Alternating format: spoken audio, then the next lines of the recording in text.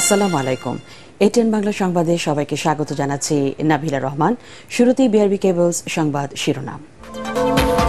বিশ্বের সাথে তাল মিলিয়ে সশস্ত্র বাহিনীকে ডিজিটাল পদ্ধতিতে যুদ্ধের প্রশিক্ষণ নেওয়ার তাগিদ প্রধানমন্ত্রীর। চট্টগ্রামে প্রথম বঙ্গবন্ধু ব্যাটারি কমপ্লেক্সের উদ্বোধন। সুশাসন নিশ্চিত করা না গেলে আর্থিক খাতে চরম বিশৃঙ্খলা হতে পারে আশঙ্কা অর্থনীতিবিদদের। ব্যাংক খাতে ঋণ পুনঃতফসিলের সুযোগ রাখায় কঠোর সমালোচনা। এবং 2 দিনের সফরে কাল ঢাকায় আসছেন কাতারের আমির। জনশক্তি রপ্তানি সহ সই হবে 11টি দ্বিপক্ষীয় দলিল। বাকিতে জ্বালানি কেনার প্রস্তাব দেবে বাংলাদেশ। শুনছিলেন বিআরবি কেবলস সংবাদ শিরোনাম। দেশের সার্বভৌমত্ব রক্ষায় বাংলাদেশ সবসময় প্রস্তুত বলে জানিয়েছেন প্রধানমন্ত্রী শেখ হাসিনা। চট্টগ্রামে বঙ্গবন্ধু শেখ মুজিব ব্যাটারি কমপ্লেক্সের উদ্বোধন করে তিনি বলেন, প্রতিবেশী সকল রাষ্ট্রের সাথে শান্তিপূর্ণ সহাবস্থানের মাধ্যমে দেশের অর্থনৈতিক উন্নয়নই সরকারের লক্ষ্য। এ সময় বিশ্বের সাথে তাল মিলিয়ে সশস্ত্র বাহিনীকে ডিজিটাল পদ্ধতিতে যুদ্ধের প্রশিক্ষণ নেওয়ার তাগিদ দেন সরকার প্রধান। বিস্তারিত আপেল মাহমুদের রিপোর্টে। গোলন্দাজ বাহিনীর কার্যক্রমকে আরও বেগবান করতে এবার নির্মাণ করা হয়েছে বঙ্গবন্ধু শেখ মুজিব ব্যাটারি কমপ্লেক্স। মুজিব ব্যাটারির ঐতিহ্য নতুন প্রজন্মের কাছে তুলে ধরতে নবনির্মিত কমপ্লেক্সের উদ্বোধন করেন প্রধানমন্ত্রী শেখ হাসিনা। বঙ্গবন্ধু শেখ মুজিব ব্যাটারি কমপ্লেক্স পরে প্রধানমন্ত্রীর দরবারে অংশ নিয়ে সেনা সদস্যদের উদ্দেশ্যে নির্দেশনামূলক বক্তব্য দেন শেখ হাসিনা। ট্রেনিং সেন্টারের সুনাম অক্ষুণ্ণ রেখে যুগোপযোগী প্রশিক্ষণের নির্দেশ দেন তিনি।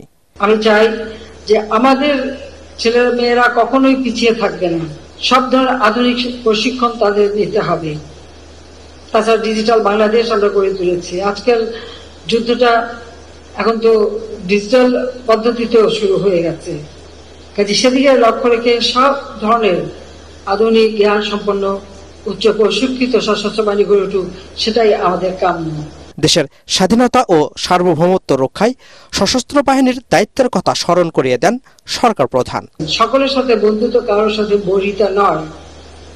পাশাপাশি আমাদের এটাও মনে রাখতে হবে, আমাদের দেশটা স্বাধীন সার্বভৌম দেশ। আমরা যুদ্ধ করে বিজয় অর্জন করেছি। আমাদের স্বাধীনতা সার্বভৌমত্বকে ক্ষুণ্ণ করুক, আমরা তা চাই না। আমরা বন্ধুত্ব নিয়ে চলতে চাই, কিন্তু আমাদের দেশের স্বাধীনতা সার্বভৌমত্ব রক্ষায় যা যা করণীয় সেটা আমাদের জান কবুল, আমরা তা করব।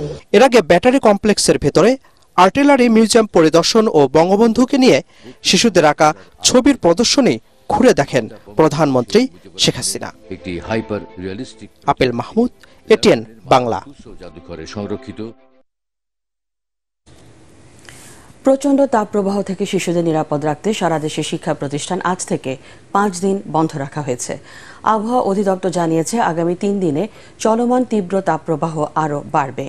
বাতাসে অতিমাত্রায় জলীয় বাষ্প থাকায় স্বাভাবিকের চেয়ে 4 থেকে 5 ডিগ্রি বেশি তাপমাত্রা অনুভূত হওয়ায় অস্বস্তি বেড়েছে। এদিকে গাজীপুর ও নরসিংদীতে হিট স্ট্রোকে 2 জন মারা গেছেন। অপরিকল্পিত নগরায়ন ও মাত্রাতিরিক্ত গাছ কাটার কারণে আগামী দিনে তাপমাত্রা সহ্যের বাইরে চলে যাবে বলে মনে করছেন নগরবিদরা, যা জনস্বাস্থ্যকে হুমকির মুখে ফেলবে বলে আশঙ্কা তাদের। ঐশী গোস্বামী প্রমার রিপোর্ট। দেশের বিভিন্ন বিভাগ ও জেলার উপর দিয়ে বয়ে যাওয়া তীব্র দাবদাহে অতিষ্ঠ জনজীবন। একটু ছায়ার সন্ধানে এদিক সেদিক ছুটে বেড়াচ্ছেন অনেকেই। প্রচুর গরম, গরমের খুব অস্থির লাগতেছে। প্রচুর গরম, সারাদিন তো এই গরমের ভিতরেই রয়েছি। বাতাসে জলীয় বাষ্প বেড়ে যাওয়ায় বেড়েছে অস্বস্তি। তবে চলমান তাপপ্রবাহ আরো বাড়বে বলে জানিয়েছেন আবহাওয়াবিদ মোহাম্মদ ওমর ফারুক। 24-25 তারিখে হালকা বৃষ্টির সম্ভাবনা থাকলেও তাপমাত্রা কমার কোনো সম্ভাবনা নেই বলেও জানান তিনি। সামনে 4-5 দিনের যদি আমরা অবস্থা বলি, সেক্ষেত্রে 24-25 তারিখের দিকে একটু তাপমাত্রা সারা দেশ থেকে কিছুটা কমতে পারে। এরপর 27-28 তারিখের দিকে তাপমাত্রার পরিমাণটা আরো বৃদ্ধি পেয়ে তীব্র থেকে অতি তীব্র তাপপ্রবাহ অবস্থায় ফিরে আসার সম্ভাবনা রয়েছে। এদিকে গাছ কেটে গড়ে তোলা অপরিকল্পিত নগরায়ন ব্যবস্থাকে তীব্র দাবদাহের কারণ বলছেন নগরবিদ ইকবাল হাবিব। সময় উপযোগী সিদ্ধান্ত না নিলে জনস্বাস্থ্য হুমকির মুখে পড়তে পারে বলেও জানান তিনি। পরিকল্পিতভাবে আজকে যদি যাত্রা শুরু করা যায়, ব্যক্তি হিসাবে তার নিজের বাড়িতে গাছ বাগান থেকে শুরু করে বারান্দা বাগান থেকে শুরু করে একটা প্রতিরোধ বুদ্ধ তৈরি করা সম্ভব। উদ্যোগ নেওয়াটা গুরুত্বপূর্ণ প্রতিশ্রুতির বদলে। একই সঙ্গে ব্লু নেটওয়ার্ক, অর্থাৎ খালগুলো, তার সাথে জলাধারের সম্পর্ক, তার সাথে নদীর সম্পর্ক, এই পুরো কার্যক্রমকে বাস্তবায়নমুখী একটি পদক্ষেপ গ্রহণ করা দরকার। অস্বাভাবিক এই জলবায়ু পরিবর্তন মোকাবেলায় অঞ্চলভিত্তিক সবুজায়নের বিকল্প নেই বলেও জানান এই নগরবিদ। ঐশী গোস্বামী প্রমা, ATN বাংলা, ঢাকা। জলবায়ুর অস্বাভাবিক পরিবর্তনের প্রকৃতির রুদ্রমূর্তি আর নজিরবিহীন তাপপ্রবাহ নাতিশীতোষ্ণ বাংলাদেশকে বদলে দিয়েছে। মরুভূমির গরম এখন এদেশে। এপ্রিলের মাঝামাঝিতেই কোথাও কোথাও তাপমাত্রা ছুঁই করছে 43 ডিগ্রি সেলসিয়াস। মে জুনের কোনো সময় গিয়ে তা 45 ছাড়াতে পারে বলে আশঙ্কা করছেন আবহাওয়াবিদরা। কিন্তু কেন হলো এ পরিস্থিতি? আগামীতে আর কি অপেক্ষা করছে? বিজ্ঞানী বিশেষজ্ঞদের সাথে কথা বলে তাই জানাচ্ছেন কেরামতুল্লাহ বিপ্লব। 15-20 বছর আগে তো সবুজ শ্যামলী ছিল বাংলার গ্রাম গ্রামান্তর, বন জঙ্গলও ছিল প্রচুর। বিশেষ করে ম্যানগ্রোভ সুন্দরবনের অসাধারণ প্রাকৃতিক বৈচিত্র্য বিশ্বজুড়ে গর্বিত করেছিল বাংলাদেশকে। জলবায়ু সুরক্ষিত রাখতে যে কোনো দেশের মোট আয়তনের অন্তত 25% বনভূমি প্রয়োজন। বাংলাদেশে এখন তা আছে 15% মতো। 12%-এরও বেশি বনভূমি উজাড় হয়েছে গেল 50 বছরে। তাই মরুভূমির রূপ পেতে শুরু করেছে দেশের বিভিন্ন এলাকা। বিশেষ করে নদীর চর ও উপকূলের মাটি ও পানির তাপমাত্রা বাড়ছে, উৎপাদন ক্ষমতা হারাচ্ছে এসব এলাকা। ষড়ঋতুর দেশ ছিল, প্রত্যেকটা ঋতুর শুরুর একটা নির্দিষ্ট তারিখ ছিল, শেষ হওয়ার নির্দিষ্ট তারিখ ছিল, এটা নেই।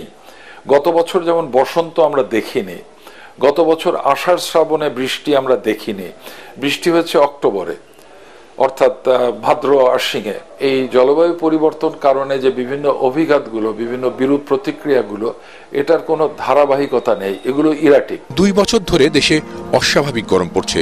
এপ্রিলের এই সময়ে যখন মধ্যপ্রাচ্যের দেশগুলোতে সর্বোচ্চ তাপমাত্রা 30-32 ডিগ্রি, সেখানে বাংলাদেশের প্রায় 43। এই পরিস্থিতিকে চরম উদ্বেগের বলছে জাতিসংঘ। পরিবর্তিত এই আবহাওয়ায় ব্যাপক ফসলহানি, অনেক মানুষের মৃত্যুর আশঙ্কাও করছে তারা। 20 countries more impacted. 20টি দেশ জলবায়ুর পরিবর্তনে মারাত্মক ঝুঁকিতে আছে, যেসবে ভবিষ্যতে বড় বড় দুর্যোগ হবে। আফ্রিকার মতো দুর্দশা ঠেকাতে এশিয়ার এসব দেশেও কার্বন নির্গমন কমাতে হবে। মরুকরণ ও তাপমাত্রা কমাতে প্রাকৃতিক সুরক্ষার সাথে সাথে সবুজায়নের তাগিদও দিচ্ছেন দেশি বিদেশি বিশেষজ্ঞরা। একই সাথে ভূগর্ভস্থ পানির ব্যবহারও কমানো জরুরি বলে জানান এই জলবায়ু বিজ্ঞানী ও বিশেষজ্ঞরা। আশেপাশের এই ভূপ্রকৃতি দেখে অনেকেই মনে করতে পারেন এটি একটি মরু উদ্যান কিংবা পাহাড়ি এলাকা, কিন্তু বাংলাদেশের কক্সবাজারে এই এলাকাটি মানুষের কাছে পানি সংকটের জন্য বহুল পরিচিত। এই এলাকার মানুষেরা বহু বছর ধরে পানি সংকটের কারণে রোগবালায় আক্রান্ত হচ্ছেন, কৃষিকাজও মারাত্মকভাবে ব্যাহত হচ্ছে। কেরামতুল্লাহ বিপ্লব, ATN বাংলা, কক্সবাজার। আসন্ন বোরো মৌসুমে ধান ও চালের সংগ্রহ মূল্য নির্ধারণ করেছে সরকার। আজ মন্ত্রিপরিষদ সভাকক্ষে খাদ্য পরিকল্পনা ও পরিধান কমিটি FPMCর সভায় এই মূল্য নির্ধারণ করা হয়। সভায় সভাপতিত্ব করেন খাদ্যমন্ত্রী সাধন চন্দ্র মজুমদার। সভায় আসন্ন বোরো সংগ্রহ 2024 মৌসুমে 5 লাখ টন ধান, 11 লাখ টন সেদ্ধ চাল, 11 লাখ টন আতপ চাল এবং 50,000 টন গম সংগ্রহের লক্ষ্যমাত্রা নির্ধারণ করা হয়েছে। প্রতি কেজি বোরো ধানের সংগ্রহ মূল্য নির্ধারণ করা হয়েছে 32 টাকা, সেদ্ধ চাল 45, আতপ চাল 44 টাকা এবং গম 34 টাকা। 2023 সালে ধান চালের সংগ্রহ মূল্য ছিল যথাক্রমে ধান 30 টাকা, সেদ্ধ চাল 44 টাকা এবং গম 35 টাকা।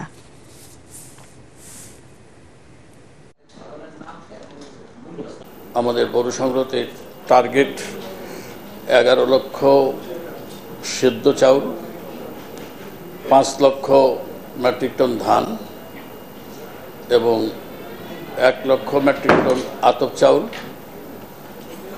এবং 50,000 মেট্রিক টন গম। ধানের দাম বিগত দিনে 28 টাকা ছিল, গতবার আমরা 30 টাকা করেছি, এইবার আমরা ধানের দাম প্রতি কেজি 32 টাকা করেছি কৃষকের দিকে লক্ষ্য রেখে। আর চাউল গতবার ছিল 44 টাকা, এইবার আমরা 1 টাকা বাড়িয়ে 45 টাকা করেছি। সুশাসন নিশ্চিত করা না গেলে অর্থনৈতিক খাতে চরম বিশৃঙ্খলা হতে পারে বলে মনে করছেন অর্থনীতিবিদরা। এছাড়া ব্যাংক খাতে ঋণ পুনঃতফসিলের সুযোগ রাখায় সমালোচনা করেন আলোচকরা। রাজধানীর ব্র্যাক সেন্টারে বইয়ের মোড়ক উন্মোচন অনুষ্ঠানে এসব কথা বলেন অর্থনীতিবিদরা। ফজলে রাব্বির report. Is Bangladesh paradox sustainable, বা বাংলাদেশের টেকসই উন্নয়ন কি গোলকধাঁধা? এমন নামে ক্যামব্রিজ ইউনিভার্সিটি প্রেস প্রকাশিত বইয়ের মোড়ক উন্মোচন অনুষ্ঠানে আগামীতে দেশের অর্থনৈতিক অবস্থা কোন পথে যাবে তা নিয়ে আলোচনা করেন দেশের খ্যাতনামা অর্থনীতিবিদরা। আলোচনায় ঘুরে ফিরে উঠে আসে দেশের ব্যাংক ব্যবস্থায় প্রাতিষ্ঠানিক দুর্বলতা, সুশাসন আর নীতির দুর্বলতার কথা। বক্তারা বলেন, দুর্নীতিবাজদের ঐক্যবদ্ধ জোটের কারণে আর্থিক ও প্রাতিষ্ঠানিক সংস্কার গতি পাচ্ছে না। স্টেটের পাওয়ারটা কিভাবে ইউজ হচ্ছে, that is a big factor. এবং স্টেটের পাওয়ারটা কোন ক্লাসের পক্ষে ব্যবহার হচ্ছে এবং কোন ক্লাসের পক্ষে ব্যবহার হচ্ছে না, that is the real question. অনুষ্ঠানে অর্থনীতিবিদ রেহমান সোবান সমালোচনা করেন ব্যাংক খাতে ঋণ পুনঃতফসিলের সুযোগ রাখা নিয়ে। Once you rescheduled a loan which was not performing at all very well, it was then taken off the books and it then no longer became a NPL, it simply became a rescheduled loan. এ সময় প্রধানমন্ত্রী অর্থ উপদেষ্টা doctor Moshiur Rahman বলেন, এমন অনেক ঋণ আছে যা আর ফেরত আসবে না। এসব ক্ষেত্রে ব্যাংক দলীয় আইন প্রয়োগের পরামর্শ দেন তিনি।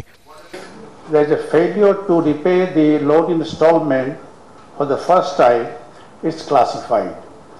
If it fails the second time, it becomes a bad loan and immediately you have to make a provision. So provision is a kind of signaling that something is going wrong. বক্তারা বলেন, শুধু প্রাতিষ্ঠানিক সংস্কার নয়, অসৎ ব্যবসায়ী, রাজনীতিবিদ ও আমলাদের যোগসূত্র অর্থনৈতিক অগ্রযাত্রা টেকসই করার পথে বড় বাধা। ফজলে রাব্বি, এটিএন বাংলা, ঢাকা। আগামীকাল ঢাকায় আসছেন কাতারের আমির Sheikh Tamim bin Hamad Al Thani. সফরে ব্যবসা বাণিজ্য, বন্দি বিনিময় ও জনশক্তি রপ্তানি সহ 11টি চুক্তি ও সমঝোতা স্মারক সই হবে বলে সংবাদ ব্রিফিংয়ে জানান পররাষ্ট্রমন্ত্রী ডক্টর হাসান মাহমুদ। পাশাপাশি বাংলাদেশকে 1 বছরের জন্য বাকিতে জ্বালানি তেল বিক্রির জন্য আমিরকে প্রস্তাব দেওয়া হবে বলে জানান মন্ত্রী। ইমদাদুল্লাহ বাবুর রিপোর্ট। প্রায় 19 বছর পর 2 দিনের রাষ্ট্রীয় সফরে সোমবার ঢাকায় আসছেন কাতারের আমির Sheikh Tamim bin Hamad Al Thani.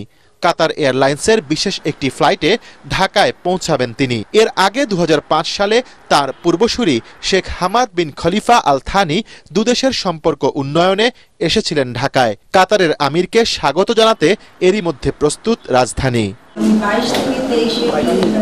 সংবাদ সম্মেলনে পররাষ্ট্রমন্ত্রী ডক্টর হাসান মাহমুদ জানিয়েছেন, ব্যবসার প্রসার ঘটাতে দ্বৈত কর প্রত্যাহার ও সাগর পথ ব্যবহার সহ 6টি চুক্তি হবে এই সফরে।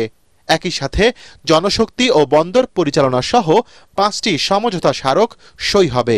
11টি দ্বিপক্ষীয় দলিল স্বাক্ষরের কথা রয়েছে। কর ফাঁকি সংক্রান্ত চুক্তি, আইনগত বিষয়ে সহযোগিতা সংক্রান্ত চুক্তি, সাগর পথে পরিবহন সংক্রান্ত চুক্তি, দণ্ডপ্রাপ্ত ব্যক্তিদের বদলি সংক্রান্ত চুক্তি এবং সমঝোতা স্মারক যেগুলো স্বাক্ষরিত হবে সেগুলো হচ্ছে শ্রমশক্তির বিষয়ে সমঝোতা স্মারক, বন্দর পরিচালনা সংক্রান্ত সমঝোতা স্মারক।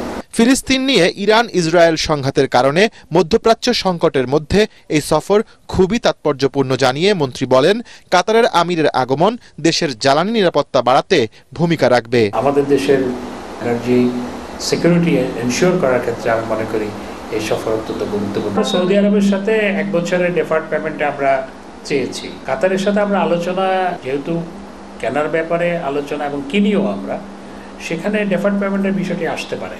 তিনি আরও জানান, কাতারের আমিরের সম্মানে নগরীর মিরপুরে বালুর মাঠ পার্ক ও ইসিবি চত্বর থেকে কালশী উড়াল সেতু পর্যন্ত সড়ক Sheikh Tamim bin Hamad Al থানির নামে নামকরণ করা হবে।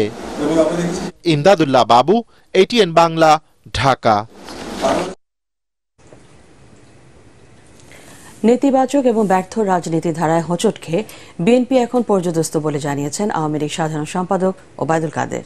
বারবার পরাজয়ের ঝাঁকুনিতে দলটির নেতারা হতাশায় নিমজ্জিত মন্তব্য করে তিনি বলেন, যতই দিন যাচ্ছে ততই তারা দেশ ও জনগণের শত্রুতে পরিণত হচ্ছে। বিএনপি মহাসচিব মির্জা ফখরুল ইসলাম আলমগীরের বিভ্রান্তিকর বক্তব্যের প্রতিবাদ জানিয়ে এক বিবৃতিতে এসব কথা বলেন আওয়ামী লীগ সাধারণ সম্পাদক।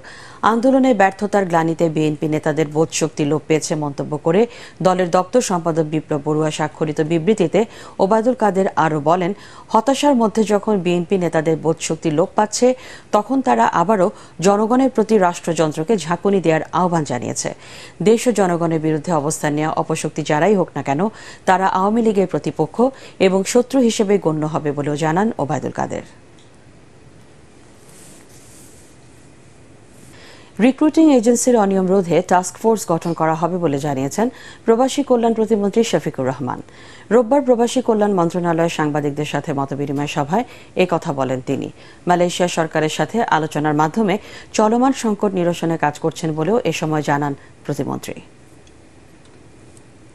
দক্ষ শ্রমিক তৈরি করা, বিদেশে প্রেরণ করা, সহজ পথে সরকারিভাবে যাতে মানুষ রেমিটেন্স পাঠায়, বৈধ পথে রেমিটেন্স পাঠানো, বৈধ পথে জনশক্তি বিদেশে প্রেরণ করা, সেটাই লিগে আমাদের মূল উদ্দেশ্য।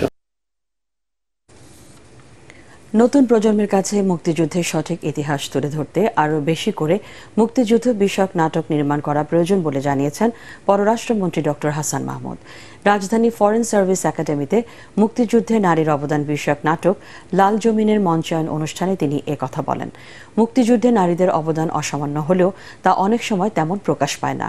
মুক্তিযুদ্ধের ওপর আরও বেশি নাটক নির্মাণ ও প্রচার করলে দেশীয় সংস্কৃতি ও ঐতিহ্য দেশ বিদেশে আরও সমৃদ্ধ হবে বলে মনে করেন পররাষ্ট্রমন্ত্রী। এ সময় একক নাটকে মুক্তিযুদ্ধ বিষয়ক নারী চরিত্রে অভিনয়ের জন্য মোমেনা চৌধুরীকে পররাষ্ট্র মন্ত্রণালয়ের পক্ষ থেকে বিশেষ সম্মাননা দেয়া হয়। আল আরাফা ইসলামী ব্যাংক অর্থ সংবাদ।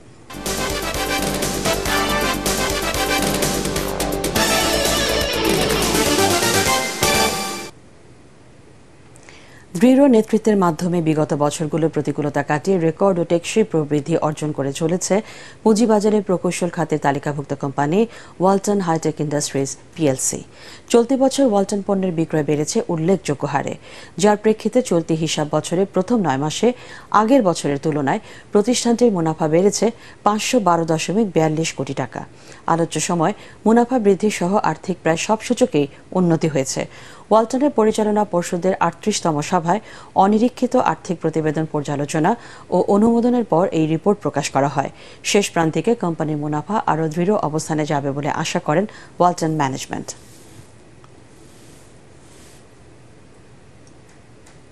ভুল তথ্য বা মিস ইনফরমেশন গণতন্ত্র এবং উন্নয়নের জন্য বাধা। বিভিন্ন গোষ্ঠী তাদের স্বার্থ উদ্ধারে ইচ্ছাকৃতভাবে ভুল তথ্য ছড়ায়।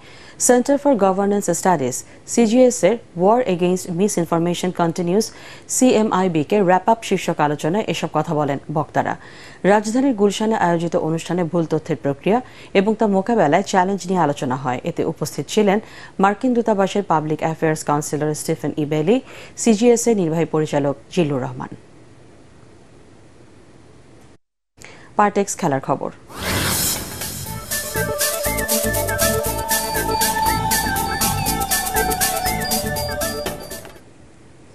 বাংলাদেশ ক্রীড়া লেখক সমিতি BSP এর বর্ষসেরা ক্রীড়াবিদের পুরস্কার পেয়েছেন অ্যাথলেট ইমরানুর রহমান। বিকেলে রাজধানীর একটি হোটেলে জমকালো আয়োজনে দেশের ক্রীড়াঙ্গনের অন্যতম মর্যাদার আসর কুল BSP এর বর্ষসেরা ক্রীড়াবিদের হাতে পুরস্কার তুলে দেন সাবেক ক্রীড়া প্রতিমন্ত্রী জাহিদ আহসান রাসেল। এই ক্যাটাগরিতে সংক্ষিপ্ত তালিকায় ছিলেন ক্রিকেটার নাজমুল হোসেন শান্ত এবং ফুটবলার রাকিব হোসেন। এছাড়া দর্শকদের ভোটে সেরার খেতাব পপুলার চয়েস অ্যাওয়ার্ড জেতেন ফুটবলার শেখ মোরসেলিন। এবছর 16টি বিভাগে 18 জন বর্তমান ও সাবেক ক্রীড়াবিদ, সংগঠক এবং সংস্থাকে পুরস্কৃত করা হয়।